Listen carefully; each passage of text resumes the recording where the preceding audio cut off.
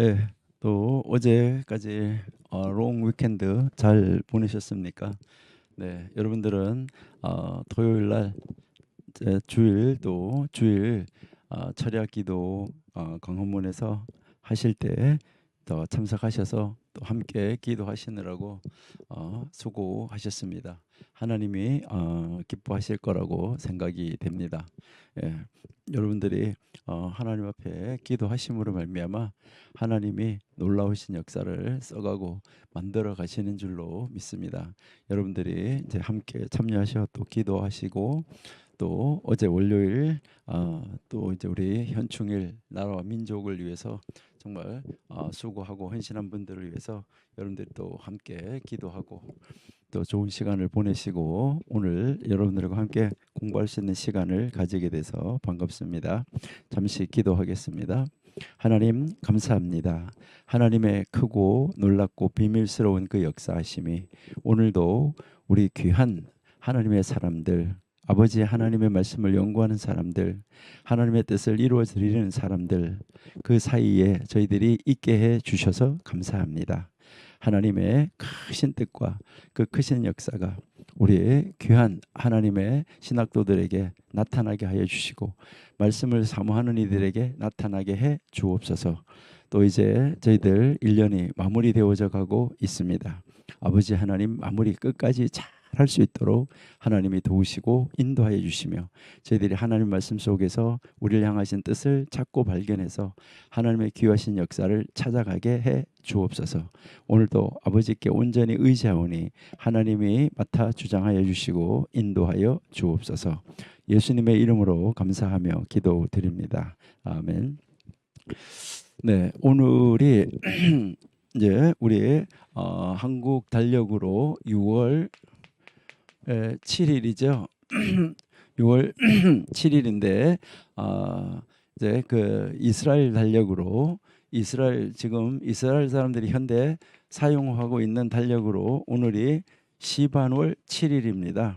그러니까 시반월 7일이다. 이 말은 이제 무엇을 말하냐면 여러분들이 잘 아시는 대로 이제 그 오순절 다음 날이에요. 오순절 다음 날 이제 오순절은 시반월 6일이에요. 시반월 6일인데 우리가 그 성경에 이제 시반월 이렇게 해서 이거는 달 이름인데 그냥 1, 2, 3 이렇게 하면은 3월 6일이에요. 3월 6일 오늘이 어제가 이제 3월 6일인데 그 3월 6일이 시반월 6일인데 요 시반월 6일이 바로 무슨 날이냐면 오순절이라고 우리는 이렇게 하는데 우리는 오순절이라고 그러는데 구약에서 7절 이렇게 부르는 날이죠. 이제 이게 어제가 이제 공교롭게 이제 오순절이니까 우리 잠시 오순절 이야기를 간단하게 한번 하고 넘어가도록 이렇게 하겠습니다. 여러분들이 잘 아시는 대로 출애굽기 12장 출애굽기 12장에서 하나님이 달력을 바꾸어 줬어요. 그러니까 지금까지 사용하던 달력이 있었댔는데 새로운 달력을 바꾸어 주신 것이죠. 그러니까 그 새로운 달력으로 달력을 바꾸어 줘서 원래는 7월이었었는데 그 7월이 1월로 바뀌어진 것이죠.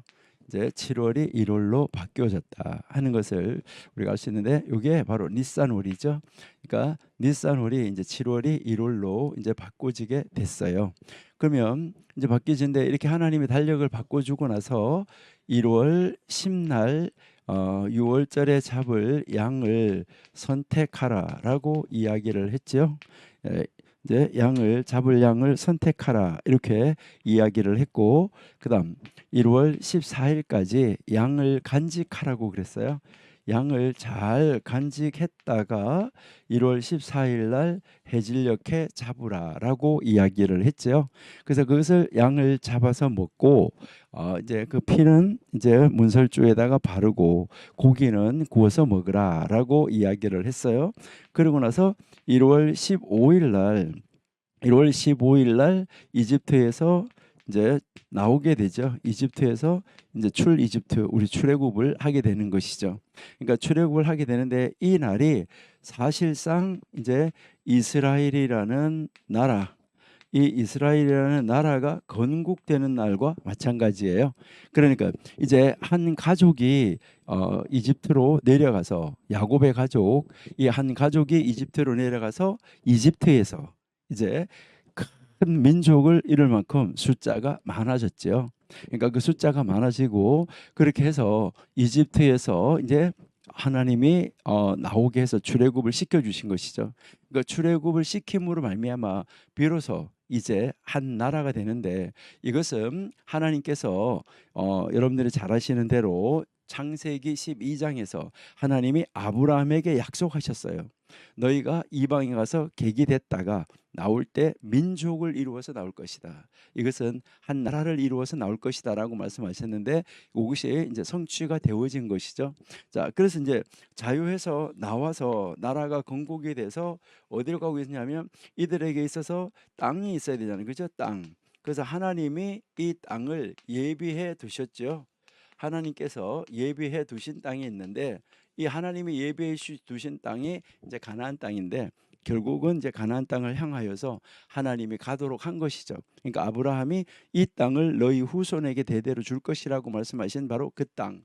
그래서 이제 하나님이 예비해 둔 땅으로 이제 드디어 출발을 해서 가는데 그러니까 가는데 제일 먼저 어디를 갔냐 하면은 이제 2월 15일 날 이제 이집트에서 나와서 도착한 지점을 말하는데 2월 15일 날에 날짜가 나오기 때문에 여기 한번 보시면 출애굽기 16장 1절 한번 보실게요. 출애굽기 16장 1절. 네, 이스라엘 자손의 온 회중이 엘림에서 떠나 엘림과 시내산 사이 신 광야에 이르니 애굽에서 나온 후 제 2월 15일이라. 그러니까 2월 15일 날, 자 2월 15일 날 어디에 도착했냐면 신 광야에 도착했다라고 이야기하죠, 그죠? 자, 신 광야에 도착을 했어요. 자, 신 광야에 도착을 한 다음에 이제 신광야에 도착을 했는데 자 그러면 신광야에서 이제 출발을 해서 이제 출애굽기 이제 출애굽기 19장 1절 2절을 보면 이제 어디에 도착하냐면 시내산에 도착을 해요. 시내산 시내 광야 이 시내 광야에 도착을 하는데 이때 언제 도착하느냐 하는 것이죠. 요때 이제 도착하는 것이 3월 1일이에요. 3월 1일. 자, 3월 1일 날 시내산에 도착을 했어요. 3월 1일 날 시내산에 도착을 했는데 그러면 시내산에 도착을 해서 모세가 이제 하나님의 부름을 받고 산에 올라갔다가 내려갔다가 올라갔다가 내려갔다 이렇게 하다가 이제 3월 6일 날 모세가 3월 6일이 이제 여기 이집트에서 출애굽한 날이 1월 15일인데 요 1월 15일 자 1월 15일 자 1월 15일 날 이제 이집트에서 이들이 출발을 해서 나왔다는 것이죠. 자, 이집트에서 출발을 해서 나왔는데 그러면 나오고 그래서 이제 이 16일부터 무엇을 시작하냐면은 이제 오메르를 세기를 시작했는데 그 오메르 세기를 시작해 가지고 여기에 이제 요게 이제 시반월 6일까지 그러니까 1월 16일에서부터 하나, 둘, 셋, 넷 이렇게 세서 요게 3월 6일까지가 바로 뭐냐면 7, 7 7번씩 7번 되는 날이에요. 그래서 7번씩 7번 되는 날 돼서 바로 요 77절이 바로 요 6일 날인데 요 3월 6일 날 바로 요 3월 6일 날 뭐 했냐면 모세가 시내산에서 토라를 받았다. 그러니까 모세가 시내산에서 이제 이 토라를 받았는데 그러니까 이 토라를 받고 나서 3월 7일부터 그러니까 여기 3월 이제 6일 날 이제 토라를 받고 3월 7일 이제 3월 7일부터 모세가 시내산에 올라가서 40일 동안 있게 되는 그 과정을 우리가 볼 수가 있는데요. 그러니까 이제 여기서 우리가 보면 출애굽을 해서 나와 가지고 이제 그 출애굽하고 나서 안식 후 첫날 16일부터 이제 77절이 됐을 때 거기서 토라를 받았는데 이 토라를 받았던 그날에 바로 이 그날에 어떤 사건이 있었냐? 바로 이 토라 말씀인데 말씀이 육신이 돼서 이 세상에 오신 분이 예수님이신데 그 예수님께서 말씀이 육신이 돼서 오신 예수님이 이 땅에서 사시다가 33세가 됐을 때 뭐 하셨죠? 우리 33세가 됐을 때 하나님 예수님이 십자가에 달려서 돌아가시고 그 십자가에 달려서 돌아가시고 나서 이제 그 돌아가셨을 때가 바로 언제냐? 1월 14일 날 돌아가셨고 1월 15일 날 무덤에 계셨고 이제 1월 16일 날 부활하셔서 이때부터 시작을 했죠. 부활하시고 나서 40일 동안 지상에 계시다가 이제 너희들은 떠나지 말고 여기 있어라라고 해서 이제 여기 있으니까 열흘을 더 기다렸을 때 50일 됐을 때 바로 이제 50일째가 됐을 때 이제 열흘이 지난 다음에 50일이 됐을 때 이때가 바로 언제냐? 바로 3월 6일인 것이죠. 그 3월 6일 이제 올해 달력으로는 어제라는 것이죠. 바로 그날이 무슨 날이었었느냐? 50째 되는 날이라 가지고 그날 오순절 날 성령 하나님이 강림하신 날이었었다. 참 놀라운 것을 우리가 볼 수 있어요. 그러니까 모세가 시내산에서 토라를 받은 그날에 이제 뭐 이제 토라를 받은 그날 이제부터 시작을 해가지고 이제 약 2000년 그러니까 1446년이니까 BC 그러니까 BC 1446년이니까 1446년에다가 예수님 33 이렇게 합치면 약 1500년 그러니까 그 1500년 후에 바로 오순절에 1500년 후에 오순절에 바로 모세가 시내산에서 토라를 받았던 날 예수님께서 백성들에게 하나님의 영, 예수님의 영 성령님을 보내주셔서 이 땅에 성령님이 강림하신 바로 그날이다 하는 것을 우리가 알 수가 있는 것이죠. 이렇게 그 오순절도 그냥 우리는 단순하게 오순절로 그날 뭐 성령 하나님께서 이렇게 임하셨습니다 하는 거 그 굉장히 중요하고 좋은데 우리는 그 보다가도 우리에게 있어서 더 중요한 것은 바로 이렇게 역사적으로 모세가 시내산에서 토라를 받았던 그 날이 바로 이제 예수님께서 이제 승천하시고 나서 열흘 있다가 이제 예수님이 하나님이 보내신 영 성령님이 오신 그날이다. 이게 참 공교롭게 일치시킨 것은 아니겠죠. 그러니까 우리는 이 역사적으로 이게 다 하나님께서 하나하나 성취시켜 가는 것을 우리가 볼 수 있다라고 여러분이 생각하시면은 아주 좋을 것 같습니다. 예, 오늘 이제 오순절 다음 날이기 때문에 저희가 이 오순절에 대해서 우리가 어차피 오경을 공부하고 있기 때문에 오경에 나오는 내용이니까 저희가 한번 다시 살펴봤습니다.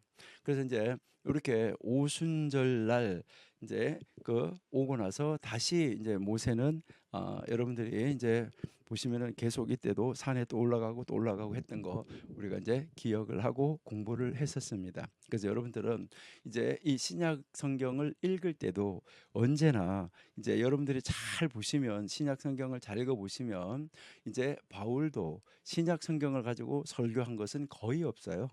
바울도 거의 구약 성경을 본문으로 삼아서 설교를 한 것이죠. 왜 그러냐면 그가 전도 여행을 다닐 때 신약 성경 완성되지 않았습니다. 그러니까 그가 가지고 다녔던 성경은 구약 성경이었었고 특별히 바울은 구약 성경에 능한 그런 사람이었다는 거 우리가 너무나 잘 알고 있습니다. 예, 이렇게 이제 출애굽을 해서 나온 백성들이 이제 이스라엘 백성들이 광야에서 이제 그 정탐꾼을 보내는 것 때문에 하루가 1년이 돼서 40년이 지나가는 그런 세월을 보내고 지금 우리가 공부하고 있는 민수기 31장까지에서도 보시면은 40년이 지난 다음에 이제 거의 이제 40년이 막바지죠. 그러니까 지난번에 우리가 한번 봤었는데 이제 이 모압 평지에서 모세가 설교하는 것이 출애굽 40년 11월 1일이라고 우리가 이야기했잖아. 그렇죠? 다시 한번 확인해 볼까요? 복습. 자, 신명기 1장 3절.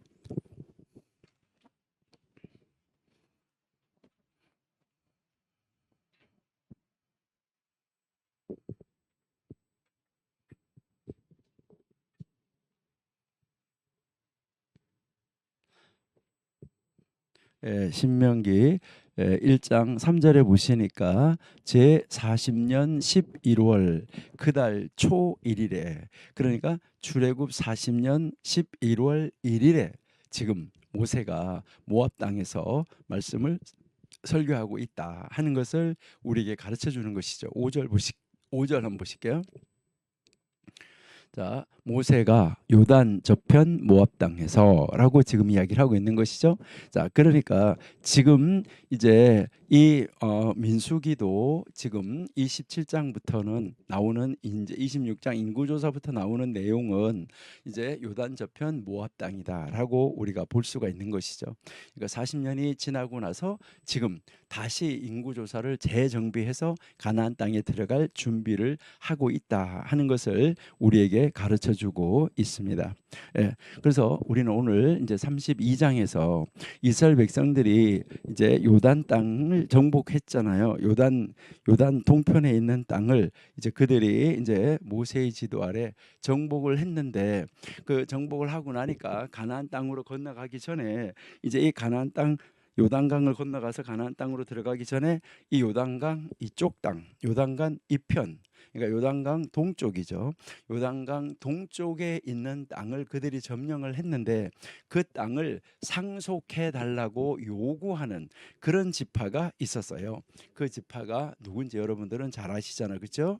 이제 갓 지파하고 르우벤 지파 그리고 므낫세 반 지파인데, 이것을 우리가 이제 잘 알고 있는데요. 자, 우리 한번 읽어보시도록 할게요. 자, 민수기 32장 1절에서 5절. 민수기 32장 1절에서 보시니까 르우벤 자손과 갓 자손은 심이 많은 가축의 떼가 있었더라.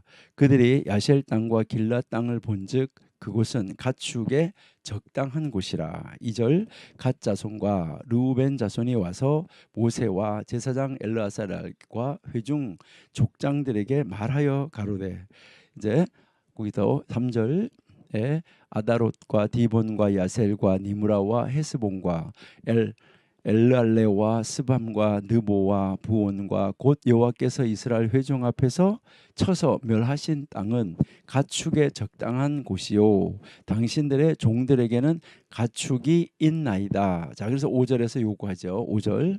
자, 5절. 자, 가로되 우리가 만일 당신에게 은혜를 입었으면 이 땅을 당신의 종들에게 산업으로 주시고 우리를 요단으로 건너가지 않게 해달라라고 이렇게 이제 부탁을 하는 것을 우리가 볼 수가 있습니다. 예, 우리 여호수아서 22장 9절을 한번 보실게요. 여호수아 22장 9절. 네, 말하되 여호와, 아니 2장이 아니고 22장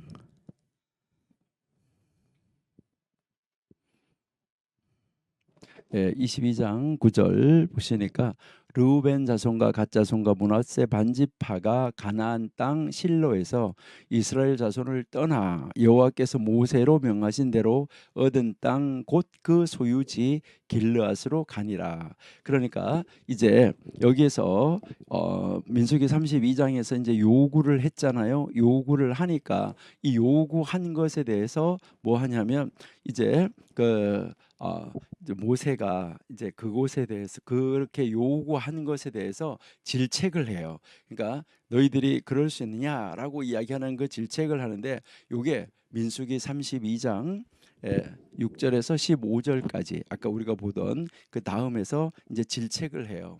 그러니까 이제 그들이 그 요구하는 것에 대해서 이제 이 모세는 뭐하게 생각하는 게 못마땅하게 생각하는 거죠. 왜요? 가나안 정복을 위해서 이제 가나안 정복을 해야지 되는 그 큰 사역이 남아 있잖아요. 그 지금 가나안 땅으로 다 건너가서 큰 사역을 이루어야지 되는데 어떻게 너희는 그렇게 말을 할 수 있느냐라고 하면서 여기에서 이제 보시면은 아주 단호하게 이야기를 하는 것을 우리가 볼 수 있는데요. 우리 잠깐 가서 한번 보실게요. 32장 6절, 민수기 32장 6절.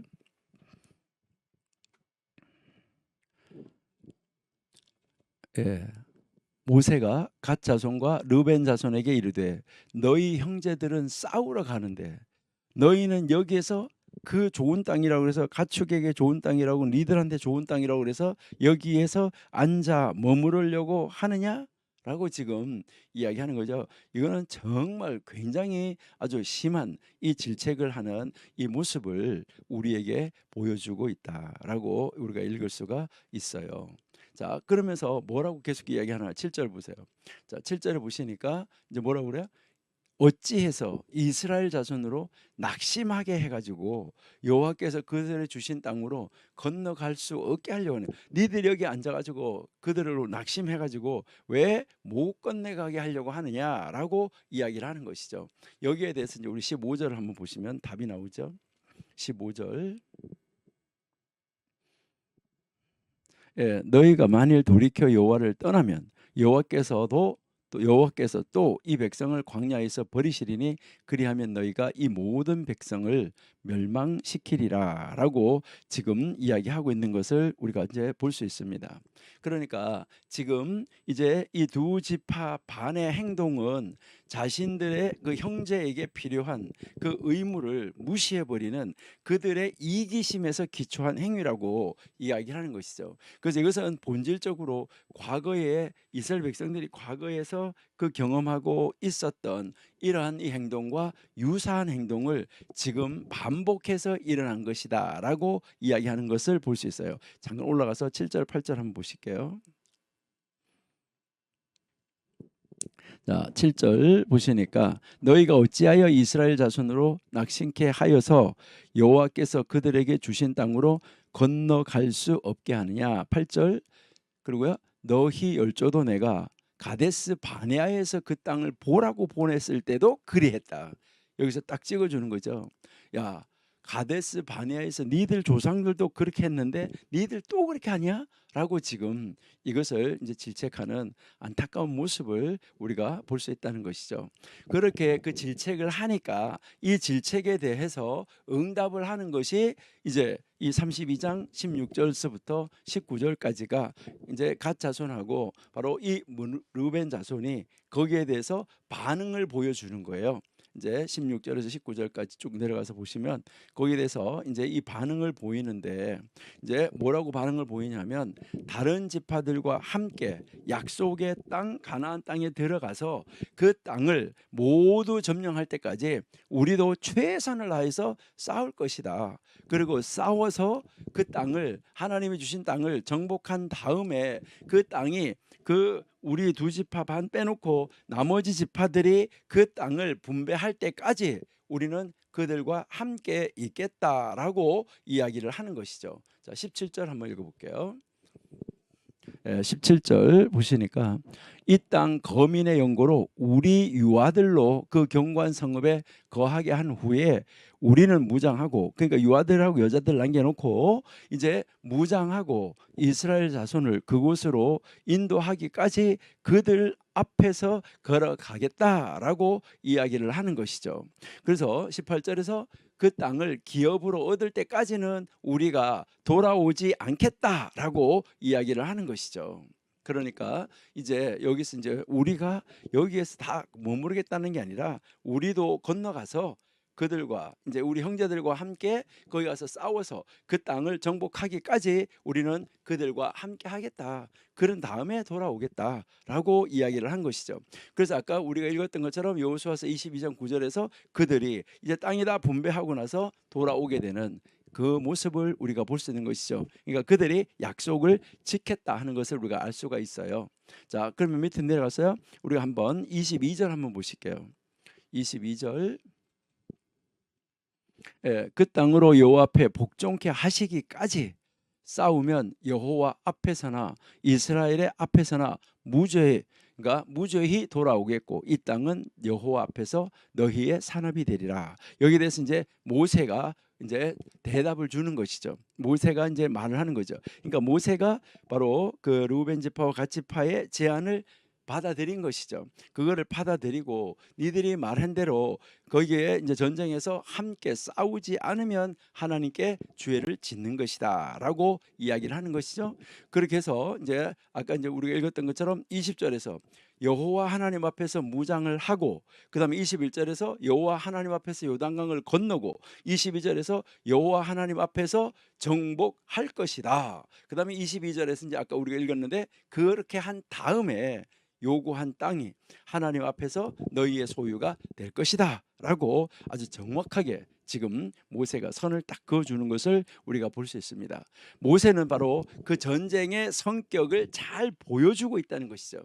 그러니까 모세는 그것은 하나님께서 백성들과 함께 그 모든 전쟁 과정에 하나님이 친히 참여하신다는 것을 가르쳐 주는 거예요.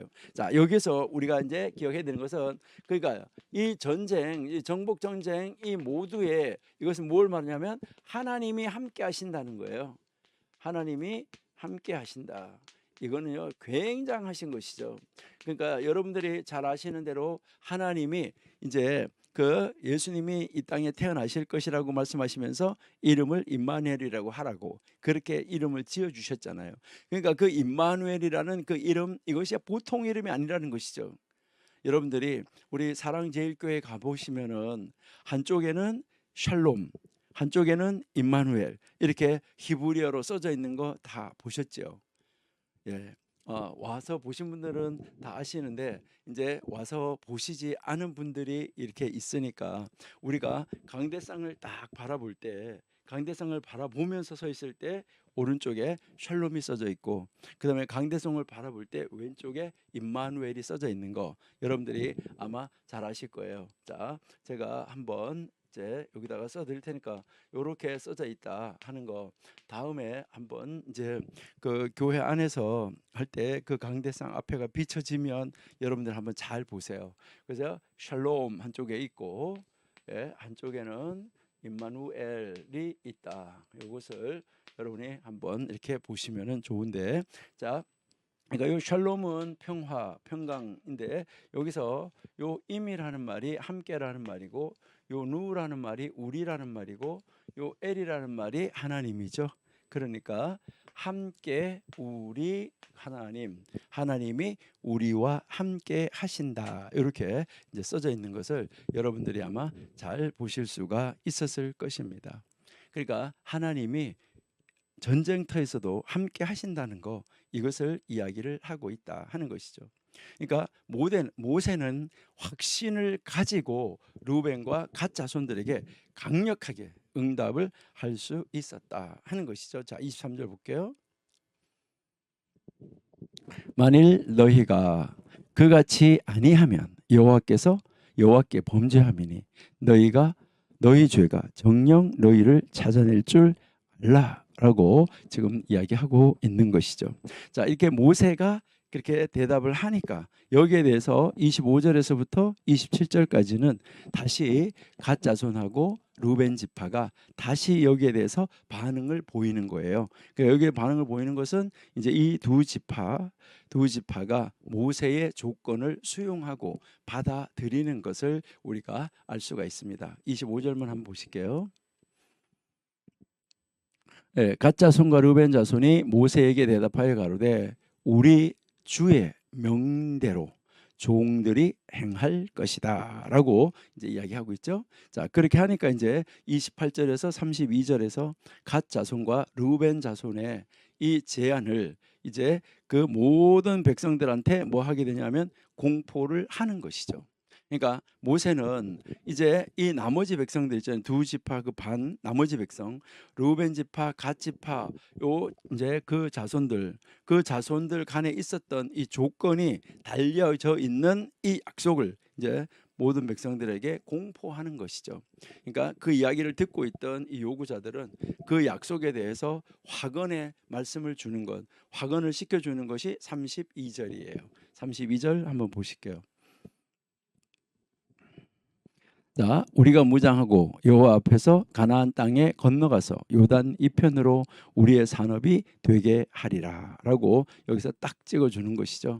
그다음 이제 33절에서부터 이제 그 42절까지는 영토 분배에 대해서 지금 이야기를 하고 있습니다.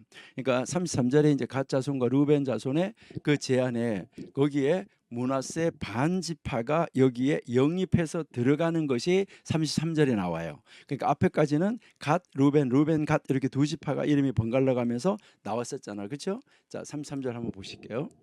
이제 그 반지파 반이 거기 들어가는데 모세가 갓 자손과 르우벤 자손과 요셉의 아들 므낫세 반지파에게, 그러니까 여기서 이제 등장하는 거죠.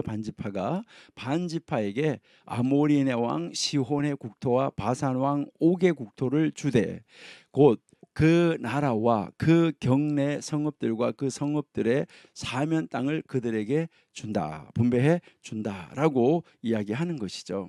그런데 여기서 뭐 우리는 왜 이 므낫세 반지파가 이제 여기에 들어가게 되고 왜 이 므낫세 지파는 둘로 반으로 나누어지게 됐는가 하는 것은 우리가 여기서 알 수 없다 하는 것을 이제 우리가 볼 수가 있어요. 이렇게 해서 하나님 이제 그 말씀을 가지고 이제 서로 의견을 조율을 해서 이들은 뭐 하게 됐냐면 결국 그들이 이제 합의를 해서 전쟁을 함께 치르러 가겠다 하는 것으로 종지부를 찍게 된 것이죠. 그러니까 전쟁을 앞둔 이 병사들에게는 이제 많은 것이 필요하지만은 제일 중요한 것이 무엇인가? 여러분, 사기입니다. 전쟁에서 사기가 떨어지면은 이건 안 되는 것이죠. 그러니까 여러분 잘 아신 대로 용기를 잃어버린 맥 빠진 군인, 이것은 결코 전쟁에서 승리할 수가 없다. 그러니까 전쟁을 치를 준비가 되어 있지가 않은 거예요. 그런 점에서 지금 이 민수기 32장에 나타난 이 두 지파의 처음 시작할 때 이 행동은 굉장히 위험한 요소를 내포하고 있었다. 이것은 하나의 이기심이라고 볼 수도 있었다는 것이죠. 그러니까 자기 자신들에게는 유익할지 모르지만은 공동체에게는, 공동체 전체에게는 사기를, 용기를 떨어뜨릴 수 있는 이러한 위험을 초래할 수가 있었다 하는 것이죠. 여러분, 이런 점에서 오늘날 교회 공동체 안에서 우리가 한 지체로서 살아가고 있는 우리 한 사람 한 사람은 어떻게 해야 되겠는가? 나 한 사람의 유익을 위해서 교회 공동체의 유익에, 교회 공동체에 손실이 온다고 하면 이것은 문제가 심각합니다. 그러니까요, 내가 가진 이기심이 내가 속한 이 공동체에게 악영향을 미칠 수 있는지, 내가 어떻게 하는 것이 이 교회 공동체에게, 전체에게 유익한 것인지, 아니면은 그 교회 공동체를 사기를 떨어뜨리고 그 교회 공동체를 이제 교회 공동체에게 손해를 끼칠 수 있는 것인지, 이거 여러분들이 한번 정말 심각하게 우리가 한번 생각해 봐야 되는데요. 이제 이것을 우리 신약 성경에서 한번 읽어 볼게요. 빌립보서 2장 3절 4절. 빌립보서 2장 3절 4절. 아무 일에든지 다툼이나 허용으로 하지 말고 오직 겸손한 마음으로 각각 자기보다 남을 낮게 여기고, 4절에 각각 자기 일을 돌아볼 뿐더러 또한 각각 다른 사람들의 일을 돌아보아 나의 기쁨을 충만하게 하라. 여러분, 그리스도 안에서 하나로 연합된 교회 공동체는 서로의 일을 돌아볼 뿐만 아니라 분열되지 않고 서로를 격려하는 이런 공동체가 돼야지 된다 하는 것을 이미 이제 우리는 이 민수기 32장을 통해서도 알 수 있는데, 이것을 신약 성경에서 다 반영을 해서 해석을 하고 있다 하는 것을 볼 수 있는데, 우리 신약 성경 두 구절만 한번 더 보실게요. 로마서 12장 5절.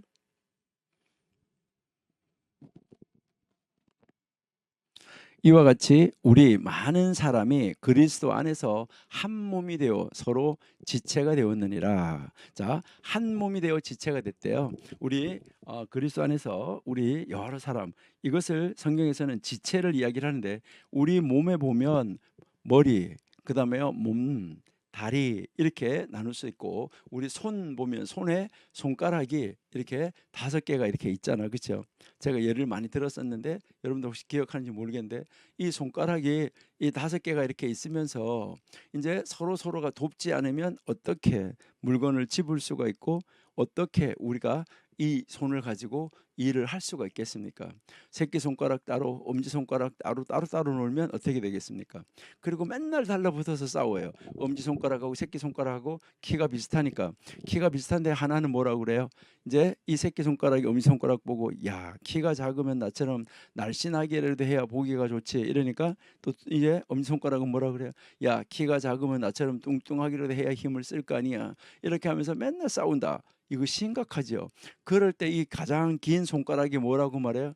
아이고 조그만 것들이 맨날 싸우고 까불고 있네. 이렇게 한다고 그러면 어떻게 되겠습니까? 여러분 우리는 정말 한 몸, 그러니까 교회 안에서도 내가 너가 이렇게 하면서요, 너가 잘났다 내가 잘났다, 교회 안에 지체들끼리 이게 문제가 생기면은 안 된다, 이것을 우리에게 가르쳐 주는 것이죠. 자 그리고요, 그러면 한 구절 더 본다고 했으니까 한 구절 더 볼게요. 고린도전서 12장 25절. 고린도전서 12장 25절.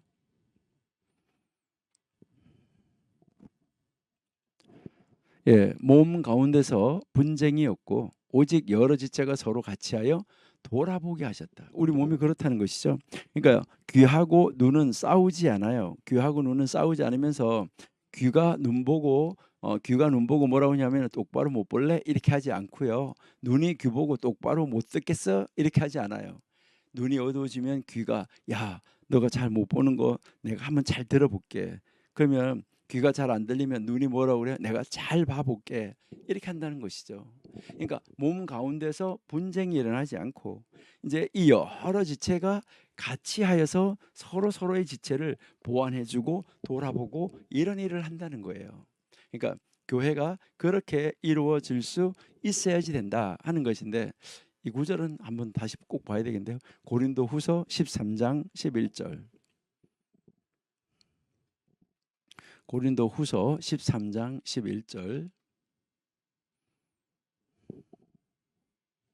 예, 마지막으로 말하노니 형제들아 기뻐하라, 온전케 되며 위로를 받으며 마음을 같이하여 평안할지어다. 마음을 같이하여 사랑과 평강에 하나님이 너희와 함께 계시리니 거룩하게 입맞춤으로 서로 문안하라. 이것처럼 그리스도 안에서 하나로 연합된 우리는 바로 신약성경에서 지금 이렇게 강조하고 있는 상호성, 서로 서로라는 말, 이제 이 상호성의 가르침을 우리가 기억하고 실천해서 우리 하나님의 몸된 교회를 세워나갈 수 있어야지 되겠다 하는 거, 이것을 우리가 한번 생각해 볼 수가 있습니다.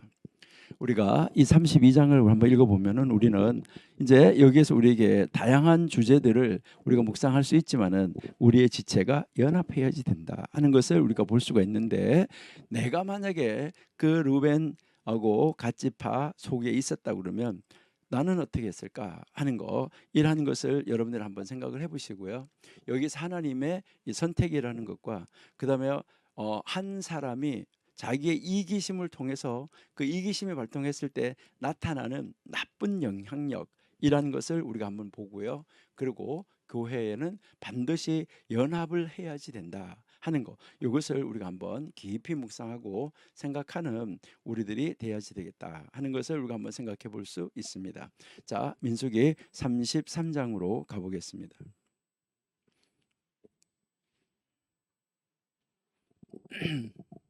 예, 민수기 33장은 하나님께서 이제 모세를 통해서 기록하라고 명령하신 바로 이 광야 여행에 대한 기록이다라고 이제 보시면 돼요. 그러니까 그 정확한 시간, 장소의 이 목록은 40년간의 이스라엘 여정을 이렇게 한눈에 쭉 꿰뚫어 볼 수 있도록 보여주는 것이다. 그리고 이 하나님은 가나안 땅에 들어갔을 때 이스라엘 백성이 해야 할 중요한 임무를 여기서 제시하고 있는 거죠. 그러니까 이스라엘 백성들의 그 모든 여정을 쫙 보여주신 다음에 여기 여정마다 하나님이 어떻게 너희와 함께하고 내가 너희를 어떻게 돌보았는지 이것을 가르쳐 주시는 것이죠.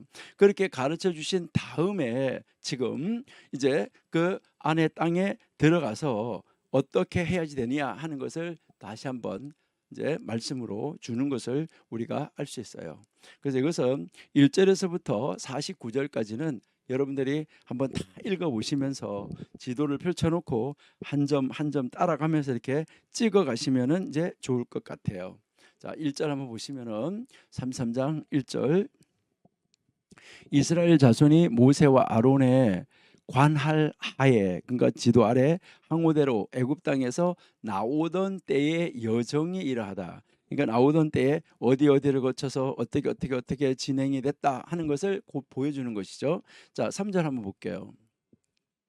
그들이 정월 15일에 아까 우리가 얘기했잖아요. 달력을 바꾸어 줘서 1월 14일 날에 양을 잡아 먹었어요. 양을 잡아 가지고 피를 받아서 문설주에 바르고 그 양을 구워서 먹었다 이 말이죠. 그리고 15일에, 그러니까 15일에 그 다음 날 이스라엘 백성들을 쫓아냈잖아요.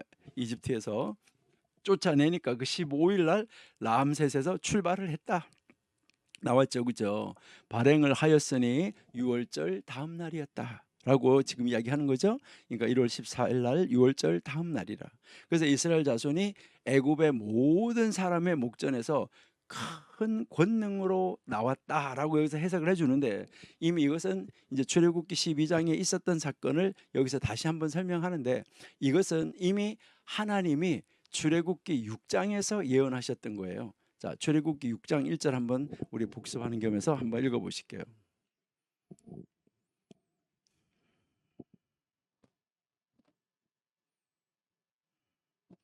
예, 6장 1절.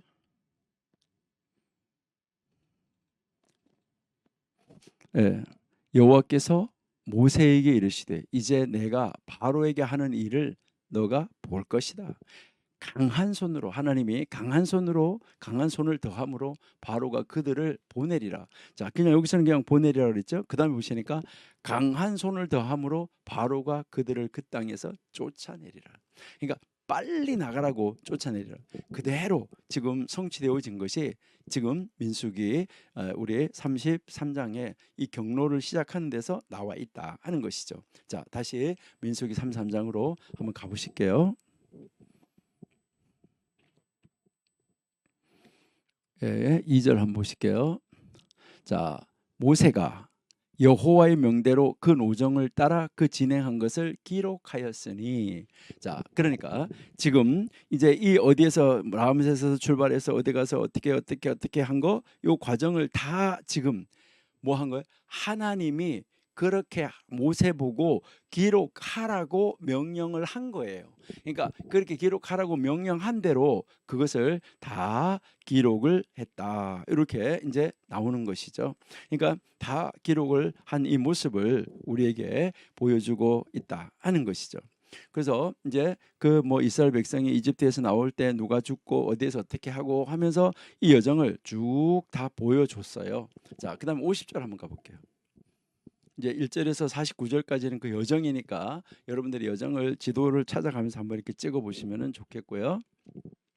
자, 5절, 50절, 33장 50절. 예, 여리고 맞은편 요단가 모압 평지에서 여호와께서 모세에게 일러 가라사대 51절 이스라엘 자손에게 말하여 그들에게 이르라 너희가 요단을 건너가서 가나안 땅에 들어가거든. 그 이제 아까 이야기했죠. 이제 그 여정을 쫙 보여주면서 그 일정을 다 라암셋에서 나올 때서부터 그 일정을 다 보여주면서 내가 너희를 나오게 했다는 것을 하나님이 가르쳐 줬고, 그 가는 지역마다 내가 너희와 함께 했다는 것을 보여주고, 전쟁에서도 내가 너희 앞서서 방패가 되어주고 너희의 칼이 되어가지고 너희들이 다 승리하게 만들어줬다라고 말씀을 다 하셨죠. 그러니까 1절에서부터 49절까지 그 광야에서 모압까지, 라암셋에서 여기 모압까지, 지금 말하는 요 지점까지 오게 된 여정을 다 보여주고 모세를 보고 기록을 하라고 해서 다 기록을 하고 난 다음에 이스라엘 자손에게 이제 가나안 땅에 들어가서 어떻게 해야 되는가 하는 것을 아까 가르쳐 준다라고 이야기했잖아, 그렇죠? 그러니까 가나안의 이 소유, 가나안 땅의 이 소유, 그다음에 또 여기에서 이 가나안 땅을 어떻게 분배할 것인가에 대한 설명 나오는데 53절 한번 봐요. 53절 그 땅을 취하여 거기 거하라. 내가 그 땅을 너희의 산업으로 너희에게 주었다. 그 다음에 이제 54절 너희 가족을 따라서 그 땅을 제비 뽑아 나눌 것이니 수가 많으면 많은 기업을 주고 적으면 적은 기업을 주되 각기 제비 뽑힌 대로 그 소유가 될 것인즉 너희 열조의 지파를 따라 기업을 얻을 것이다. 이렇게 해서 이제 그 가나안 땅에 들어가서 이제 그 땅을 지파대로 나누어서 얻을 것이다라는 것을 우리에게 가르쳐 주고 있다 하는 것을 우리가 볼 수가 있어요.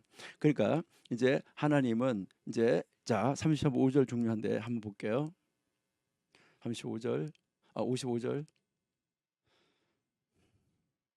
자 너희가 만일 그 땅 거민을 너희 앞에서 몰아내지 아니하면 안 된다는 거에 가서 해야 될 게 그 남겨둔 자가 너희의 눈에 가시와 너희의 옆구리에 찌르는 것이 되어가지고 너희 거하는 땅에서 너희들을 괴롭힐 것이다 라고 이야기를 하는 것이죠.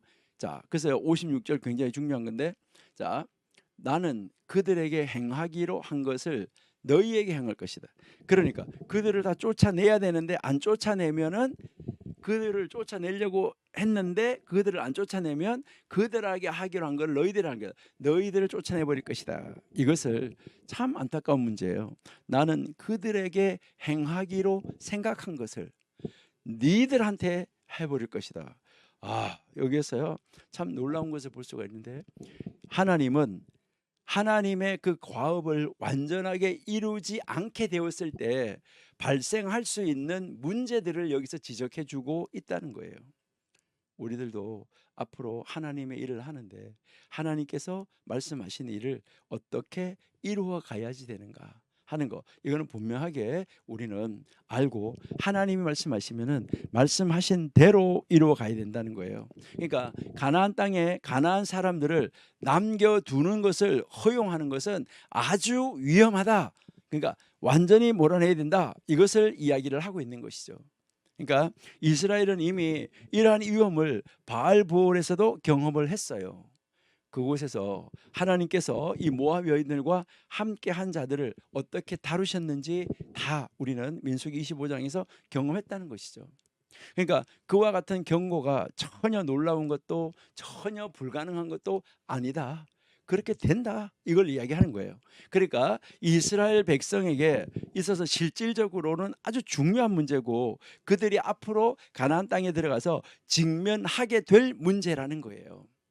여기에서 만약 우리가 죄를 몰아내지 않는다면 우리 지금 우리 몸 안에서도 이제 이 신약 시대를 살아가는 우리가 이제 우리에게서 죄를 몰아내지 않는다면 죄가 우리를 몰아낸다는 거예요.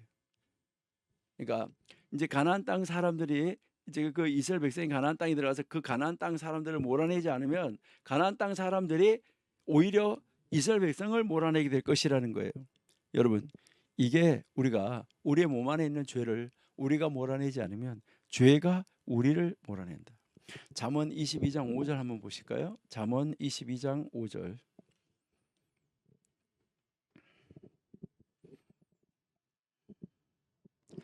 예. 패역한 자의 길에는 가시와 올무가 있거니와 영혼을 지키는 자는 이를 멀리하느니라. 예. 우리가 정말 우리가 그 죄악을 몰아내야 된다 하는데 지금 이 33장의 이 사건은 반드시 있어질 사건이다. 어디에서요? 이제 가나안 땅에 들어갔을 때 반드시 그렇게 실제적으로 그렇게 된다라는 것을 이야기를 하는 것이죠. 그러니까 이제 바벨론에게 이스라엘이 완전히 멸망을 당했던 거 그런 것처럼 그 포로 기간이 지나서 이스라엘 백성들은 그것을 나중에 배우게 되는데 이제 이번에는 가나안 땅에 들어가서 그렇게 하지 말고 지금부터 배워라라는 것이죠. 우리는 정말 이 죄를 기억하는 거 굉장히 중요한데 내 죄를 찾아내고 기억을 해서 이 죄를 뭐 해야 되냐면 몰아내야지 된다 하는 것이고요. 그다음에 이제 우리는 이 광야에서 철저하게 훈련받은 이 훈련을 기억하라는 거예요. 그리고요 하나님만을 의지하는 정말 하나님이 기뻐하시는 이런 사람이 되라, 이것을 이야기를 하는데, 그래서 우리가 알아야 될 것은 광야에서의 있었던 이 모든 사건을 어떻게 봐야 되냐면, 광야는 우리가 부정적인 면과 긍정적인 면 두 가지를 볼 수가 있는데, 부정적인 면에서는 이스라엘 백성이 지독하게도 반역을 했던 시기다. 어떻게 그렇게 반역할 수 있을까? 그래서 지독하게 반역했던 시기이고, 그다음에 또 이 광야의 시기는 하나님께서 완벽하게 머리끝에서 발끝까지 완벽하게 보호해 주는 시기였었다. 그러니까 이스라엘 백성이 길쌈수고하지 않고 무엇을 하나도 안 하고도 완벽하게 보호받는 그런 시간이었었다. 여러분, 그러니까 이 광야는 놀라운 시기였었다는 거죠. 하나님이 이스라엘 백성을 광야 학교에다가 집어넣어서 광야 학교에 입학을 시켜서 거기에서 무엇을 경험하게 했는가? 이것을 우리가 민수기를 읽으면서 그걸 바라보면서, 야, 이스라엘 백성이 이럴 때 실패했구나. 아, 이스라엘 백성이 이럴 때 승리했구나. 그러면 우리는 영적 요단강을 건너서 가나안 땅으로 들어가야 되는데, 영적 요단강을 건너기 전 우리가 살고 있는 이 세상이라는 광야에서 우리는 어떻게 승리하는 삶을 살 수 있는가 하는 거, 이것을 여러분들이 배울 수 있어야 된다라는 것이죠. 이제 34장부터 다시 이제 이 민수기 34장에서 가나안에 들어갈 준비를 하는 작업이 나오고 있어요. 그러니까 이제 이 34장은 이제 그 사실은 이제 33장 51절에서부터 이 34장 이제 그 29절까지는 가나안 땅과 그곳에서 이스라엘의 삶에 대한 하나님의 가르침을 제공해주는 하나의 단락이다. 그러니까 그 안에 들어갔을 때 쫓아내고 어떻게 해야지 되고 하는 거, 이것을 정확하게 가르쳐 준다는 것이죠. 그래서 제일 먼저 1절에서 12절까지는 가나안 땅의 경계를 딱 그어 주는 거예요. 가나안 땅의 경계, 어디까지가 너희의 기업이 될 것이다. 2절 보실게요. 34장 2절. 너는 이스라엘 자손에게 명하여 그들에게 이르라. 너희가 가나안 땅에 들어가는 때에 그 땅은 너희의 기업이 되리니 곧 가나안 사방은 이러하다 하면서 동편으로는 서편으로는 남편으로는 북편으로는 이렇게 하면서 그 경계를 딱 그어주는 거, 요게 12절까지의 내용이에요. 그러니까 여기에 나타난 이 지리적인 이 경계가 이제 아주 보시면 나중에 솔로몬 왕 때 가야 거의 이 지경을 권리를 행사하는 것을 우리가 볼 수가 있어요. 그렇게 해서 이제 여기에 이제 이 가나안 땅의 경계를 표시해 줬잖아요. 그러니까 금을 딱 그어 준 거죠. 이렇게 금을 딱 그어 준 다음에 13절에서 15절에서는 무엇을 설명해 냐면, 이제 이 34장 13절에서 15절까지에서는 12지파의 땅 분배에 관한 지시, 여기서 다시 나오고 있어요. 그래서 이 땅은 9지파와 므낫세 반지파에게 주신다라고 이야기하는 것이죠. 13절 한번 보실게요.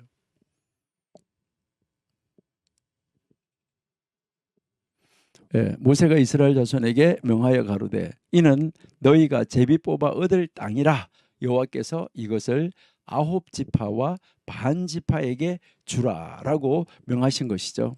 우리가 잘 아는 대로 르벤, 갓, 므낫세 반지파는 이미 32장에서 아까 우리가 앞에서 봤잖아요. 32장에서 요단 동편 땅 영토를 그들이 분배를 받았기 때문에 여기에서는 이름이 빠진 것이다. 그 다음에요, 이 땅을 분배해 주는데도 어떻게 분배해 줘야 되느냐라는 것을 가르치는 것이 16절에서 29절까지예요. 그러니까 34장 16절에서 29절까지는 땅 분배를 위하여서 지명된 사람이 있어요. 그러니까 각 지파별로 가나안 땅을 유산으로 나누어 줄 사람을 하나님께서 지정하시는데, 여러분, 하나님은 성막을 건설할 때도 하나님이 영이 있는 사람을 지명해서 공교한 일을 하도록 하나님이 하셨어요. 근데 여기에 가나안 땅에 들어가서 또 하나님께서 그 하나님이 약속의 땅, 선물로 준 땅, 언약의 땅, 이 땅을 준 그 유산을, 기업을 나눌 때도 하나님께서는 그 사람을 지정하신다라는 것을 알 수가 있어요. 우리 17절 18절 한번 보실게요. 너희에게 땅을 기업으로 나눌 자의 이름이 이러하니 제사장 엘르아살과 눈의 아들 여호수아다. 자, 18절. 너희가 또 기업의 땅을 나누기 위하여 매 지파에 한 족장씩 선택하라라고 이야기를 하고 있는 것을 우리가 볼 수 있는 것이죠. 자, 그러니까 이 34장에서 하나님의 땅에 관한 약속이 더 아주 구체화되어지고 있다는 거죠. 그러니까 지금까지 하나님은 계속해서 약속의 땅을 주셨다 과거형으로 말씀하셨어요. 이거 주신 건 맞죠. 근데 그 경계가 어떻게 되는지에 대해서는 말씀하지 않으셨어요. 그런 점에서 지금 이 34장에 나오는 이 약속의 땅의 이 경계가 어디까지인지에 대한 아주 구체적인 이 놀라운 계시를 하나님이 주신 말씀이다 하는 것은 참 놀랍지요.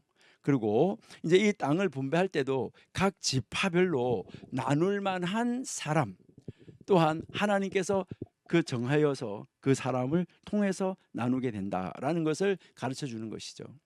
그래서 이처럼 이제 이 가나안 땅, 하나님이 약속의 땅으로 주신 땅의 이 경계선을 가르쳐 주셨어요. 그래서 지금 이제 이 요단강을 건너가려고 하는 이 이스라엘 백성들에게는 야, 거기까지구나, 야, 이렇구나 하면서 뭐가 되는 거죠? 그들이 이제 그 소망하는 것이 점점 더 이제 기대가, 희망이 점점 더 부풀어 오르게 되는 것이죠. 그러니까 지금은 그 모든 장소가 현재는 어디인지 정확하게 밝힐 수는 없어요. 그렇지만 이 구체적인 이 지명들의 언급은 그 땅에 대한 아주 구체적인 소망을 가지게 한다는 거예요. 여러분, 우리도 하늘나라에 큰 소망을 가지고 살아야 되겠죠. 여기서 우리가 한번 배울 수 있는 것은 약속된 하나님의 선물, 그 땅, 우리가 이렇게 하면서 약속된 하나님의 선물 우리가 한번 생각해 봐야 되는데, 신약 성경에서도 여러분이 보시면은 그리스도인들의 이 유업하고 관련해서 이제 하나님이 말씀하고 있는 것을 볼 수 있는데, 바로 우리 그리스도인의 유업에 관한 말씀 한번 보실까요? 베드로전서 1장 3절 4절. 베드로전서 1장 3절 4절.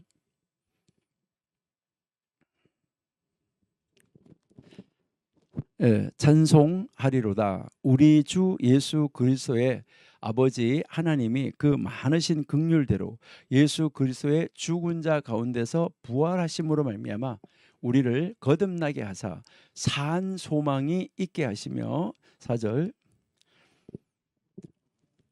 예, 썩지 않고 더럽지 않고 쇠하지 아니하는 기업을 있게 하시나니 곧 너희를 위하여 하늘에 영적인 가나안에 간직한 것이다. 이것을 우리에게 보여주는데요. 여러분, 약속된 하나님의 선물 여러분들은 꼭 붙잡으셔야 돼요. 그리고 그 소유에 관한 하나님의 확증을 우리는 볼 수 있어야지 돼요. 그러니까 아까 우리가 읽었었는데 13절에 제비를 뽑아 유산으로 나눌 땅이다. 그러니까 이것을 우리에게 보여주고 있다 하는 것이죠. 그러니까 하나님의 이 놀라우신 모습을 볼 수가 있고, 그다음에 그 유산이 분배될 때, 그들에게 허락된 그 하나님의 유산이 분배가 될 때, 그럴 때 이 하나님의 이 돌보심, 하나님이 하나하나 그 땅을 돌보시고 계시다는 것을 우리에게 알 수가 있고, 또 그것을 분배할 때도 하나님의 방법대로 분배해야지 된다 하는 것을 우리에게 가르쳐 주고 있습니다. 이 모든 것은 하나님이 다 이루어 나가시는, 바로 우리가 예정함을 입어서 그런 유업을 얻게 된다라는 것을 신약 성경에서도 말하고 있어요. 에베소서 1장 11절 한번 보실까요? 에베소서 1장 11절.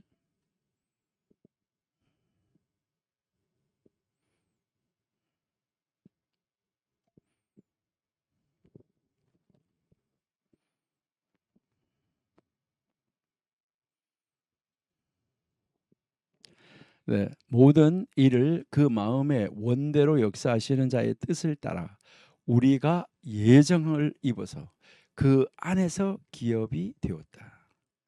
여러분, 그리스도 안에서 하나님이 원하시는 그 의도대로 모든 일을 행하시는 하나님의 계획에 따라 우리가 예정함을 입었다. 여러분, 예정함을 입었어요. 우리가요. 그래서 하나님의 유업을 얻어요. 예정함을 입어서 하나님의 유업을 얻는다. 예, 얼마나 놀라운 사건인가. 하는 것을 우리에게 가르쳐 주는 것이죠. 자, 35장으로 가볼게요. 민수기 35장입니다. 이제 계속해서 가나안 땅에 들어갈 준비를 하는 거예요. 그러니까 가나안 땅에 들어갔을 때 이제 아까 들어가서 땅을 분배하는 것이었었잖아요. 이제 여기 분배하는 데서 아직까지 분배를 받지 못한 사람 누가 있냐면 그 9지파 반, 2지파 반하고 남아 있는 한 족속이 있어요. 그 족속이 누구냐면 레위예요. 레위 지파. 그러니까 이제 이 레위 지파에게 돌아갈 분깃을 이제 말을 하면서 가나안 땅에 들어갔을 때 거기에서 해야 할 일들, 가나안 땅에 들어가서 어떤 일을 해야 되는가 하는 그 해야 할 일들에 대해서 가르쳐 주고 있다 하는 것이죠. 그러니까 특별히 여기서는 레위인의 그 할 일, 이것은 여러분들이 이제 잘 읽어 보셔야 되는데 민수기 2장, 3장 여기서도 이 레위인들은 어떤 일을 하는가 우리가 한번 살펴봤었습니다. 그래서 이 35장 1절에서 8절까지는 이제 레위인의 이 유업에 대해서 말을 하고 있는 것을 우리가 볼 수가 있어요. 레위인들은 특별한 사역을 위해서 구별되었기 때문에 모든 지파에게 주어지는 이 토지 유업이 그들에게는 주어지지 않았어요. 그러니까 그들에게는 이제 이 분 땅이 없었다는 거예요. 그렇기 때문에 그들이 거주할 땅을 어딘가 누군가로부터 제공받아야 되는 것은 필요한 거예요. 그래서 2절 한번 보실까요? 자, 이스라엘 자손에게 명하여 그들의 얻은 기업에서 레위인에게 거할 성읍들을 주게 하고 너희는 또 그 성읍 사면들을 레위인에게 줘라라고 지금 이야기를 하고 있는 것이죠. 그러니까요, 이제 각각의 그 지파에서 지파 속에 들어와서 살게 되는 유대인들이 이 레위인들이 있었다는 거예요. 그러니까 레위인들은 이 12지파 속에 들어가서 나누어져서 살았다. 이것을 우리에게 가르쳐 주는 거예요.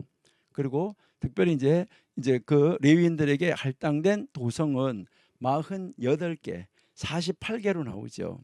48개고 그 중에서 6개는 도피성이다. 이렇게 나오는데 우리 6절부터 한번 읽어볼게요. 6절 너희가 레위인에게 줄 성읍은 이제 살인자로 피케할 도피성으로 6성읍이요 그 외에 42성읍이다. 그러니까 도피성 6개 빼놓고 42성읍이라는 거예요. 그러니까 48성읍이 48개의 성읍은 각각의 그 자기들 지파들이 나누어서 받은 것 가운데서 몇 개가 될지 모르지만은 그들이 이제 이 레위 지파를 위해서 도피성 6개 말고 42개 성읍을 내어 놓아서 줘야지 된다 하는 거죠. 그래서 그 7절에 보시니까 자, 너희가 레위인에게 모두 48성읍을 주고 그들도 함께 줘라. 그들도 함께 줘라라고 지금 이야기를 하고 있는 것을 볼 수 있어요. 자, 그다음 8절 한번 보실게요. 자, 이스라엘 자손의 산업에서 레위인에게 너희가 성읍을 줄 때에 많이 얻은 자에게서는 많이 취하여 주고 적게 얻은 자에게서는 적게 취하여 줄 것이라. 각기 얻은 산업을 따라 그 성읍들을 레위인에게 주라. 아까 인구가 많은 데서는 땅을 많이 준다 그랬어요. 적은 데서는 조금 준다 그랬어요. 그러니까 거기에 비례해서 주라는 거예요. 그냥 무조건 모든 지파가 공이 똑같이 떼줘라 이것은 아니에요. 여러분들이 성경 읽어보시면 참 하나님이 하시는 말씀이 참 놀랍다. 뭐예요? 공정성. 엄청난 공정성을 지금 여기서도 말씀하고 있는 것을 우리가 볼 수가 있어요. 그 다음 이제 이 9절에서부터 34절까지는 사실은 도피성에 대한 지침이에요. 9절부터는요. 그러니까 이 도피성에 대해서 이야기를 하는데 가나안 땅에 들어갔을 때 이 도피성에 대한 그 도피성을 왜 세워야 되고 어디에다 세워야 되고 하는 구체적인 지침을 여기서 보여주고 있다 하는 것이죠. 이것은 피에 대한 복수의 이 오래된 이 관습인데 부당한 그러니까 죽지 말아야 될 사람 부당한 피의 복수로부터 다른 사람을 안전하게 보호하는 하나님의 하나의 방법이었었다. 이렇게 여러분들이 이해하시면 되겠어요. 자, 그래서 9장에서 34절까지가 도피성에 대한 지침인데 11절, 12절은 좀 전에 이야기한 것처럼 뭐 도피성의 목적, 위치 이런 걸 가르쳐 준다 그랬는데 11절, 12절은 도피성의 위치예요. 그다음에 13절에서 11절, 12절은 도피성의 목적이에요. 먼저 목적을 주고 그다음 이제 13절에서 15절까지가 도피성의 위치를 가르쳐 줘요. 어디에 있는가? 그다음에 이제 그 도피성에 들어갔을 때 그 도피성 안에서 어떻게 이제 그 살인 사건을 보호하고 어떤 사람은 그 살인 사건에서 제외되는가 하는 거, 이것을 가르쳐 주는 것이 16절에서 21절이에요. 그러니까 도피성 규정에서 무조건 다 그 도피성으로 피해서 들어왔다고 그래서 거기서 다 보호받는 것이 아니라 거기 안에서도 재판을 해서 그 도피성에서 보호받지 못하고 나갈 사람, 제외될 사람이 있다. 이것을 가르치는 것이 16절에서 21절까지 그것을 여기서 가르쳐 주고 있어요. 그다음 이제 22절에서부터 25절까지는 이제 이 도피성 규정으로 보호하기 위해서 의도된 사례를 보여줘요. 그러니까 악의도 없고 해할 의도가 없이 밀치거나 뭘 던져서 사람을 죽게 했다면 그가 해칠 생각이 없었기 때문에 재판을 받을 수 있도록 해야지 된다. 그러니까 이러한 여기에서 이런 거가 뭐 어떤 사건일 때는 예외된다, 제외된다 하면서 그 사례를, 이 도피성이 사용되어져야 되는 사례를 보여주는 것이죠. 그래서 그러면 그 사람은 언제까지 거기에서 피하여서 살고 있어야 되느냐? 이것을 가르치는 것이 26절에서 29절이에요. 그러니까 대제사장이 죽기까지 그 성에서 거해야지 된다. 왜 거기에서 거해야 되는가 하는 거, 이것을 가르쳐 주는 것이죠. 그래서 28절은 한번 읽어볼게요. 28절 쭉 내려가서 28절, 35장 28절. 이는 살인자가 대제사장의 죽기까지 그 도피성에 유하였을 것임이라. 대제사장의 죽은 후에는 그 살인자가 자기의 산업의 땅으로 돌아갈 수 있다. 이것은 그 대제사장이 죽을 때까지 그 안에 있었던 모든 살인자의 죄는 누가 짊어지고 죽냐면 중보자로서 대제사장이 짊어지고 죽고, 그다음에 거기에 숨어 있던 사람들은 대제사장이, 만약에 어제 여기 왔는데 대제사장이 오늘 죽었어요. 그 사람은 하루만 있다가 나가는 것이겠죠. 그러니까 이제 그 대제사장이 죽을 때 이 그 안에 있는, 그러니까 자기가 고의로 죽이려고 하지 않고 정말 어떻게다 실수로 이렇게 부지중에 이렇게 한 사람들의 모든 죄를 지금 대제사장이 짊어지고 죽고, 거기에서 이제 그 도피성 안에 있던 사람들은 바깥으로 나와서 자기 집으로 돌아가게 된다는 것인데, 바로 예수님이 모든 죄를 짊어지고 돌아가시고 나서 도피성에서 나와서 살 수 있게 된다라는 것을 우리에게 가르쳐 주는 것이죠. 그래서 이제 30절에서부터 34절까지는 살인자들과 부지 중에 살인한 것에 대한 아주 특별한 규제 조항을 여기서 설명을 하고 있다. 이렇게 여러분이 보시면 되는데, 우리는 33절, 34절만 한번 읽어볼게요. 33절, 34절.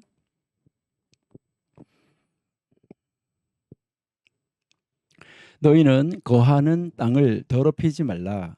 피는 땅을 더럽히나니 피 흘림을 받은 땅은 이를 흘리게 한 자의 피가 아니면 속할 수 없다. 그러니까 죄를 속하는 것은 피다. 이것을 가르쳐 주는데요. 자, 3, 4절.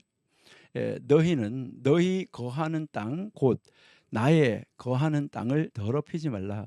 나 여호와가 이스라엘 자손 중에 거함이라. 구별된 하나님을 구별되게 하라라는 것을 우리에게 가르쳐 주고 있다. 이렇게 보시면 되겠죠. 자, 여기에 나타나는 이 대제사장의 죽음과 속죄 사역, 아까 우리가 얘기했는데 예수님의 사역, 이 신약 성경에서 예수님의 대제사장적 사역을 우리에게 여기서 미리 보여주고 있다. 예수님은 바로 이 그리스도의 삶과 죽음에서, 예수님의 삶, 예수님의 죽음에서 바로 이 대제사장적인 삶을 보여주고 있다 하는 것이죠. 이것을 가르치는 것이 여러분들이 신약 성경 히브리서 4장에서 9장까지예요. 길게 이것을 설명을 하고 있는데 우리 히브리서 4장 14절만 한번 읽어볼게요. 히브리서 4장 14절. 히브리서 4장 14절.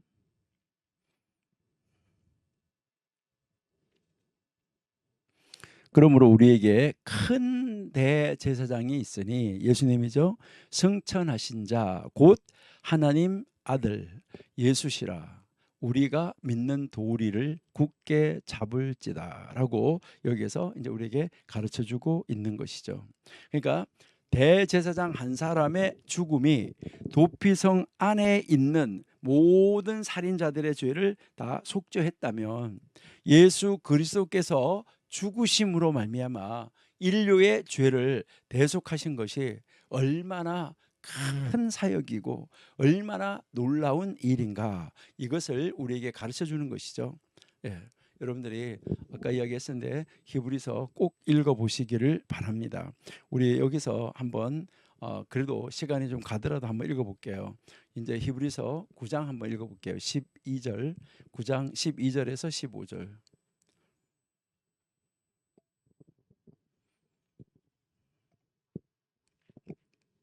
9장 12절에서 15절. 염소와 송아지의 피로 아니하고 오직 자기 피로 영원한 속죄를 이루사 단번에 성소에든가, 이제 구약 시대에 맨날 매일매일 제사를 드렸었는데 단번에 이제 했다 들어가셔가지고 이제 그 영원한 속죄, 이게 영원한 구속이에요. 그러니까 또 구약 시대에는 죄를 지으면 가서 또 속죄 제사를 드리고 또 죄를 지으면 또 속죄 제사를 드리고 이렇게 했는데 여기는 그러니까 영원한 구속을 이루어 가지고 단 한 번에 끝났다, 이것을 이야기를 하는 것이죠. 자, 13절. 염소와 황소의 피와 및 암송아지의 재로 부정한 자에게 뿌려 그 육체를 정결케 하여 거룩하게 하거든. 자, 그다음에 이제 14절. 하물며 영원하신 성령으로 말미암아 흠없는 자기를 하나님께 드린 그리스도의 피가, 그 짐승의 피가 아닌 그리스도의 피가 더욱 너희 양심을 죽은 행실에서 깨끗하게 그러니까 깨끗하게 만들어주고 살아계신 하나님을 봉사하고 예배하고 찬양하고 섬기게 하신다라고 이야기하는 거죠. 15절 보실게요. 자, 이를 인하여 그는 새 언약의 중보자니 첫 언약 때의 범한 죄를 속하려고 주구사 부르심을 입은 자로 하여금 영원한 기업, 그 죄를 속죄하고 죽으심으로써 영원한 유업을 바로 얻기 위해서 이제 하나님이 이제 그 기업의 약속을 얻게 하려고 하셨다 하는 것을 우리에게 가르쳐 주는데요. 예, 여기에 민수기 35장 이 마지막 부분에서 우리는 그 땅과 관련하여서 정결, 거룩에 관한 말씀을 우리가 들을 수 있다 하는 것이죠. 그러니까 여기서 우리는 하나님이 이스라엘에게 정결과 거룩함을 요구하시는 것은 결코 작은 일이 아니라는 거예요. 그래서 이 가나안 땅은 약속의 땅이지만은 그 땅은 또한 하나님의 백성들 가운데 거하시는 하나님의 현존으로 인해서, 하나님이 그 땅에 함께 하심으로 인해서 그 땅이 성별되고 구별된 땅이다, 이것을 이야기를 하는 거예요. 우리 35장 34절 한번 보실게요. 민수기 35장 34절.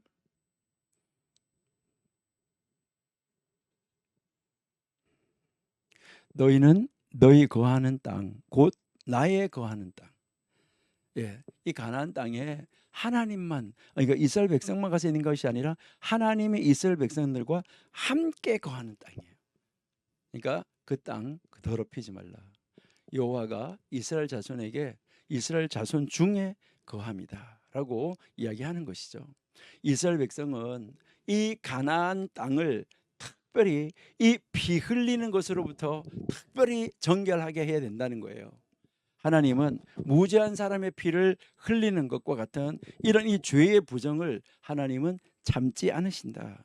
이러한 이 더러움의 이 원인들은 그 땅으로부터 그에 대한 대가를 강요받을 것이다 라고 이야기를 하는 것이죠. 그래서 선지자들은 피 흘림을 통하여서 무죄한 사람들의 이 죄를, 무죄한 사람들의 그 무죄한 사람들의 그 삶을 무시해버리고 그 무죄한 사람들의 삶을 학대하는 이런 이 불의한 행위들, 여기에 대해서 이제 이 이스라엘과 유다의 이 지도자들을 고발하는 것을 우리는 성경에서 얼마든지 읽을 수 있다 하는 것입니다. 그래서 우리가 정말 하나님 앞에서 우리는 어떻게 살아야 되냐 하는 것인데, 좀 전에 아까 우리가 얘기했지만 광야에서 하나님은 하나님의 자녀들을 위한 하나님의 공급하심, 정말 놀라운 사건이다. 이것을 우리가 알 수가 있다 하는 것이죠. 그래서 하나님은 우리 하나님의 가정, 이스라엘의 그 가정에서 최고의 가장이라는 것이죠. 가장으로서 완벽하게 돌보시고 계신다 하는 것을 우리에게 가르쳐 주는 것이고, 그 다음에 곤경에 처한 사람들을 위한 하나님의 보호하심.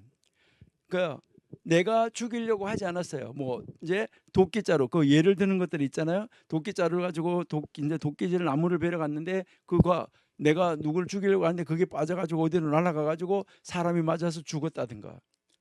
그러니까요, 이렇게 곤경에 처한 사람들을 위한 하나님의 보호하심, 도피성.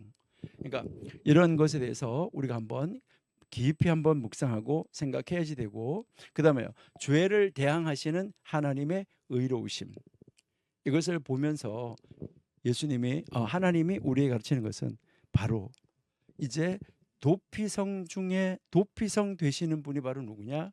예수님이시다. 이것을 우리에게 가르쳐주는 것이죠. 그러니까 예수 그리스도가 우리의 도피성이다, 이것을 우리에게 가르쳐주고 있습니다. 그러니까 하나님에 의해서 공급되고, 하나님에 의해서 접근할 수 있고, 하나님에 의해서 자유롭게 되고, 하나님에 의해서 완전하고, 그리고 가까이 갈 수 있고, 이 영속적인 이 제한이 있는 바로 이 도피성인데, 예수님 그리스도인은 바로 그리스도 예수 안에서 살아난 사람이, 도피성 안으로 들어가서 살아난 사람인데, 로마서 6장 11절 한번 보실게요. 로마서 6장 11절.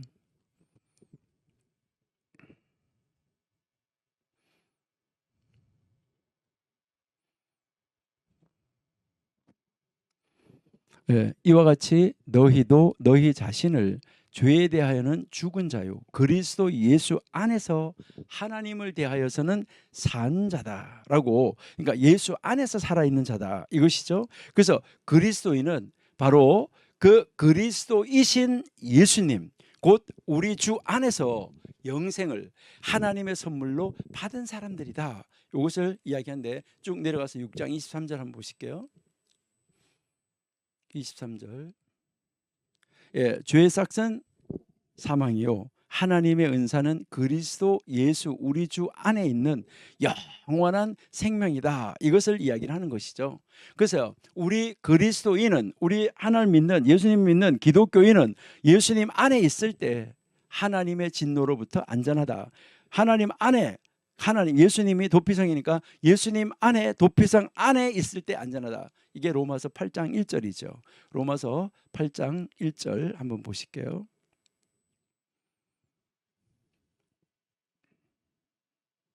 로마서 8장 1절.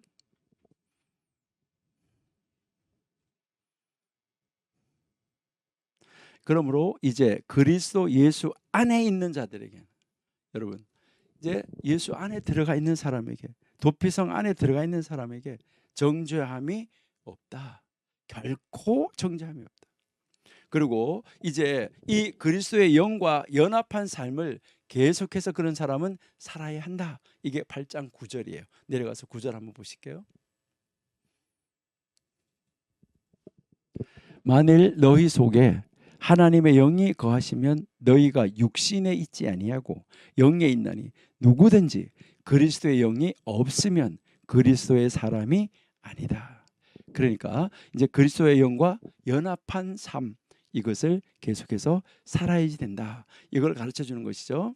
이것처럼 이제 성도에게 베푸신 하나님의 사랑은 어떤 일도 견딜 수 있을 만큼 큰 소망을 주는 거예요.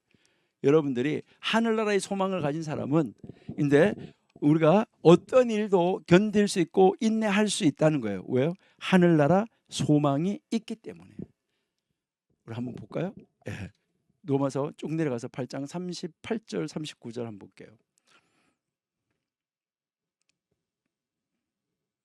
8장 38절 39절. 내가 확신하노니 사망이나 생명이나 천사들이나 권세자들이나 현재일이나 장래일이나 능력이나 39절 높음이나 깊음이나 다른 아무 피조물이라도 우리를 우리 주 예수 그리스도 안에 있는 하나님의 사랑에서 끊을 수 없느니라. 여러분, 그리스도 안에 있다는 것, 이것은 거룩과 생명의 성령이 지배하는 능력 안에 있다라는 것입니다. 우리 이런 사람들이 모여있는 이 공동체, 우리 교회예요. 여러분, 구약에서 하나님은 피난처 되심에 대해서 또 시편에서도 우리에게 가르쳐 주고 있어요. 시편 144편 2절 한번 볼게요. 시편 144편 2절. 예. 여호와는 나의 인자시요 나의 요새시요 나의 산성이요 나를 건지신 자시요 나의 방패시요 나의 피난처시요 내 백성을 내게 복종케 하시는 자시로다. 예. 도피처가 보여주는 여러 가지 이미지, 이것을 종합해서 딱 묶어서 우리에게 보여주고 있습니다. 이러한 이 하나님의 이 피난처 되심은 우리에게 큰 위로가 되는 것이죠.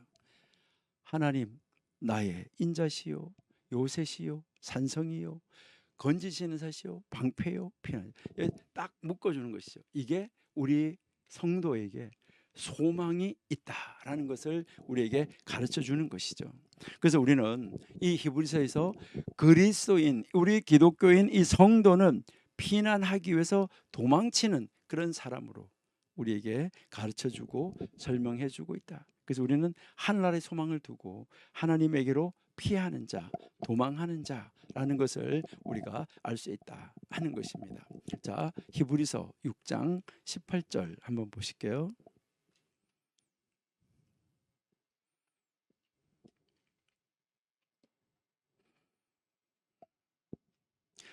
이는 하나님이 거짓말 하실 수 없는 이 두 가지 변치 못한 사실을 인하여 앞에 있는 소망을 얻으려고 피하여 가는 우리로 큰 안위를 받게 하려 하십니다 라고 우리에게 가르쳐주고 있습니다. 우리 그리스도 안에서 놀라운 하나님의 능력의 역사를 얻어갈 수 있는 우리들이 되어야지만 되겠습니다. 이제 민수기 마지막 장 36장 한번 가보겠습니다. 민수기 36장 마지막 장. 네, 이 민수기 36장은 어떻게 보면 레위기 27장에서 다루었던 여자 그 여성들이 다른 데 시집을 가거나 아니면은 또 아버지가 아들이 없이 딸만 있을 때 돌아가셨을 때, 그렇게 했을 때 그 상속 문제를 어떻게 해야 되느냐, 레위기 27장에서 이야기를 했었는데 여기에서 그 여성 상속에 대한 또 다른 하나의 문제를 제시하고 그 해결책을 다루어주고 있다. 이렇게 여러분들이 이제 보시면 되겠습니다. 그러니까 그 하나님이 해결책을 내어놓으시는 거예요. 이제 이 해결책을 내어놓으시면서 이제 하나님은 이제 그 12절까지가 거기에 대한 해결책을 주시고, 그다음 이제 13절에서 민수기 전체의 결론을 내리는 것을 우리가 볼 수 있습니다. 그래서 이제 이 민수기 전체의 결론 우리 한번 보시겠습니다. 36장 13절.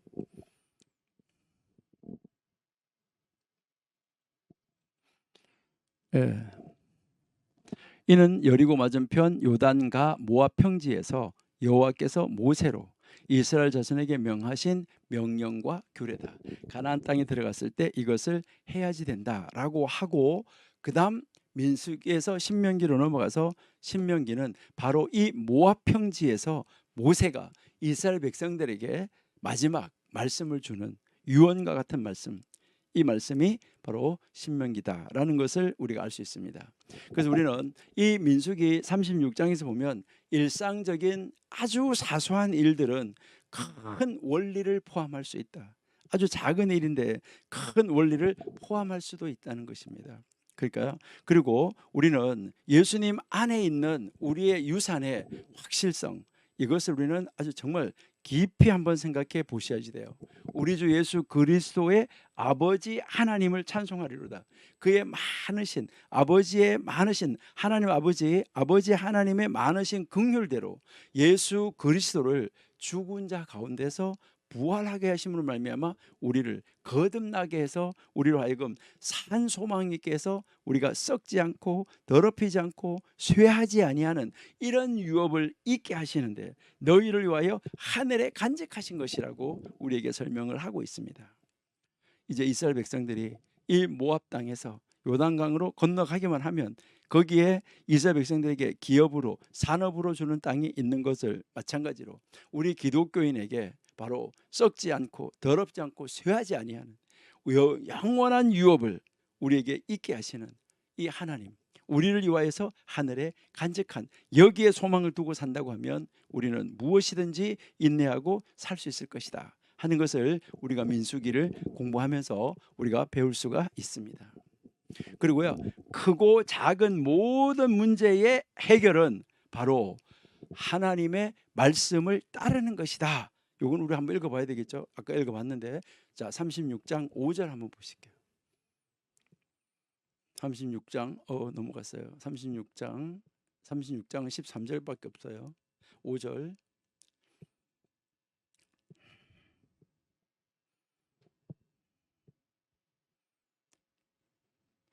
모세가 여호와의 말씀으로 이스라엘에게 명하여 가로되 요셉 자손의 지파의 말이 옳도다. 그러니까 이제 여기에 뭐 큰 문제든 작은 문제든 모두 다 여호와의 말씀을 따르는 것이 최고다라는 것을 우리에게 가르쳐 주는 것이죠.